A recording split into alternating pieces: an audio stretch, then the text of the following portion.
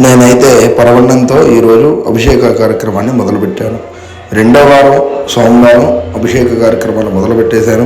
పాలు పెరుగు నెయ్యితో అభిషేకం చేసేసుకుంటున్నాను. ఇళ్ళ పంచామృతాలతో ఎంతో చక్కగా నేను పుట్టమట్టి తెచ్చుకొని ఆ పుట్టమట్టికి స్వామివారికి నమ్మకం చెబుతూ చక్కగా ఈ యొక్క అభిషేకాది కార్యక్రమాలను అయితే నేనైతే పూర్తి చేయడం జరిగింది. అభిషేక అనంతరం నేనైతే చక్కగా శివలింగాన్ని కడుక్కొని దానికి అర్చనాది కార్యక్రమాలవన్నీ కూడాను పూర్తి చేశాను. అందులోనే భాగంగా నేను ఈ యొక్క అభిషేక కార్యక్రమంలో చక్కగా పంచామృతాలు, అలాగే పళ్ళ రసాలు, పళ్ళ రసాలు, అదేవిధముగా పసుపుతోనూ గంధముతోనూ కుంకుమతోనూ అదేవిధముగా విభూతితోనూ నేనైతే చక్కగా అభిషేకం అయితే చేసుకున్నాను.